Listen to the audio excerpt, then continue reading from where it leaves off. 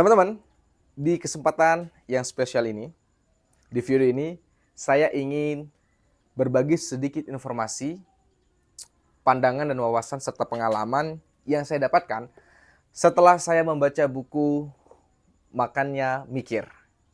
Sebuah buku yang sangat bermanfaat untuk kita baca, yang dimana buku ini ditulis oleh dua sosok wanita muda yang hebat, yaitu Abigail Limurah dan Kania Cita. Singkatnya, buku ini memberikan kepada kita tentang rules untuk membentuk kerangka berpikir kita.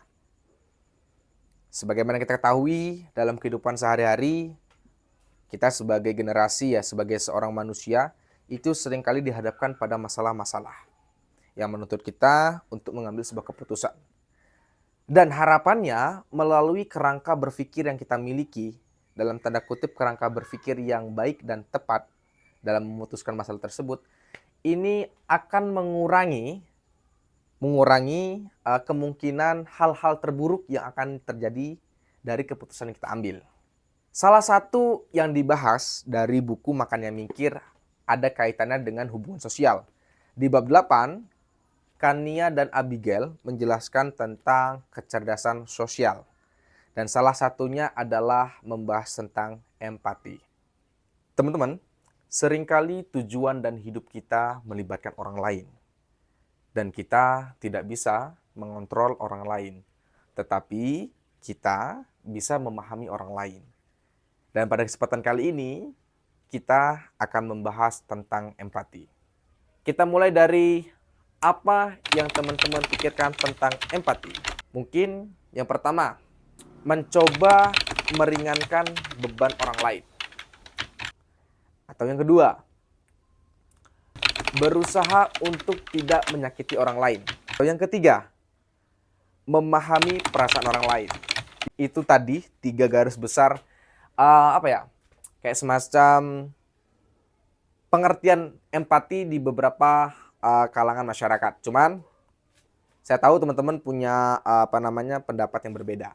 Ternyata teman-teman, empati itu tidak hanya sebatas definisi yang barusan saya sebutkan tadi ya. Yang pertama ada tentang meringankan beban orang lain ya, mencoba untuk membantu orang lain ya. Kemudian ikut merasakan apa yang orang lain rasakan, kemudian juga tidak menyakiti orang lain ya kan. Tapi ternyata teman-teman, setelah saya baca buku ini, itu menjelaskan ada 3 jenis empati. Yang pertama, kognitif empati atau empati kognitif. Yaitu adalah sebuah empati yang garis besarnya adalah memahami apa yang dirasakan oleh orang lain. Itu sebuah keadaan di mana otak kita, sebuah bentuk empati di mana kita berusaha untuk memahami orang lain. Yang kedua, ada yang disebut dengan emotional empathy atau empati emosional. Yaitu adalah sebuah keadaan di mana kita mencoba untuk merasakan apa yang dirasakan orang lain.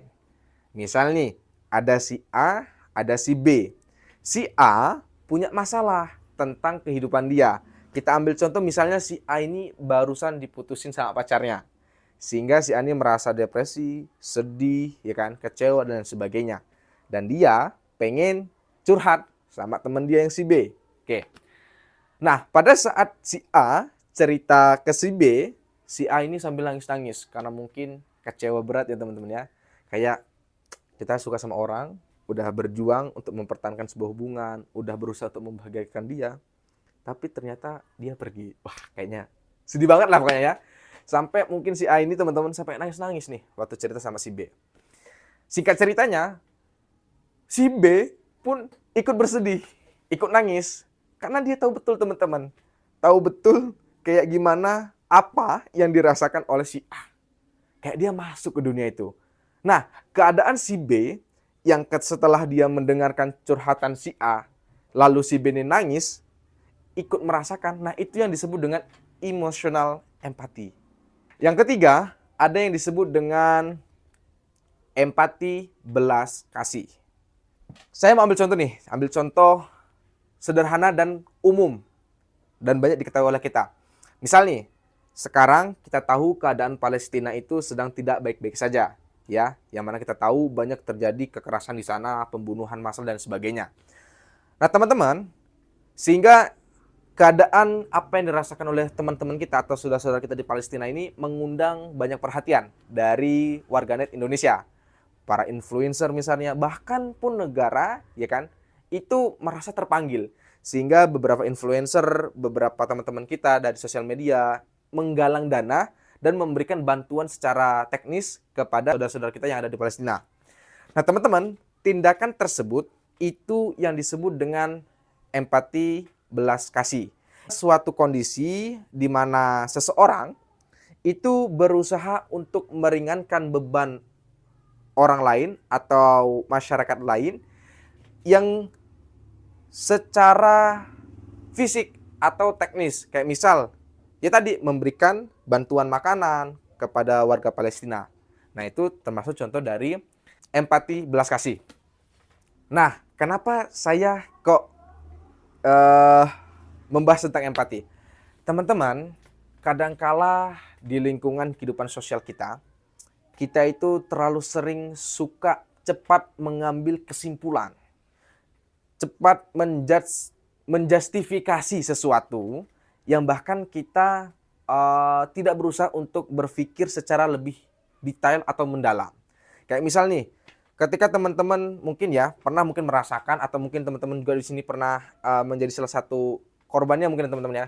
Kayak teman-teman ada masalah nih, ada teman-teman punya masalah. Misalnya tentang perekonomian. Kemudian kita cerita nih sama teman kita. Nah, pada saat kita cerita, kok teman kita tuh kayak yang nggak ada respon gitu loh. Nggak ngebantuin apa-apa dan lain sebagainya. Cuma ngedengerin gitu loh. Sehingga di situ kita menyimpulkan bahwasannya teman kita itu nggak peduli sama kita. Dia tidak berempati dengan kita. Nah, teman-teman, pemikiran seperti ini harus benar-benar kita kontrol. Kenapa? Ya tadi, terkadang tujuan dan goals kita itu melibatkan orang lain. Tetapi kita tidak pernah bisa mengontrol orang lain. Ya mungkin teman-teman bos, ya mungkin ya. Tapi kan kalau kita sebagai manusia normal nih kan, kita nggak bisa kan mengontrol orang lain gitu kan ya. Nah, tetapi kita bisa memahami orang lain.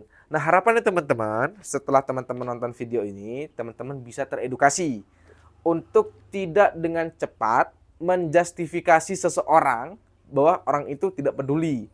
Mungkin saja empati yang dia berikan kepada teman-teman itu berupa kognitif empati, yaitu teman kita berusaha untuk memahami keadaan dan situasi kita saat itu. Atau ya mungkin dia sifatnya emosional empati, yang dimana mungkin dia juga turut merasakan apa yang kita rasakan. Nah, ini ada yang menarik nih teman-teman. Ada yang menarik dari poin kedua.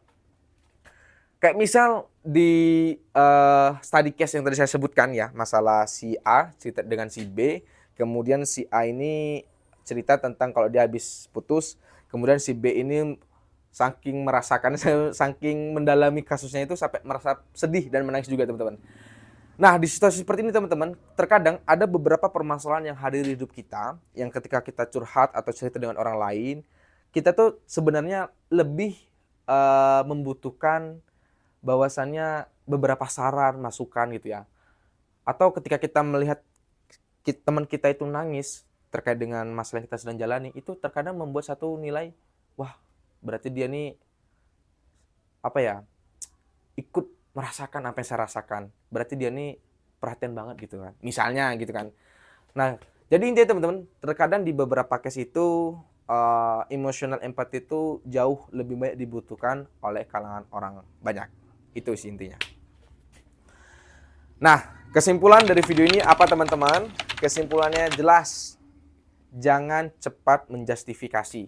Jangan cepat menyimpulkan bahwa orang lain itu jahat kepada kita. Bahwa orang lain itu tidak peduli dengan kita. Tapi harapannya setelah video ini saya buat, setelah video ini teman-teman tonton, ya, setelah video ini teman-teman like, setelah video ini teman-teman share ke teman-teman ya, itu bisa mengedukasi kita. Itu aja dari saya.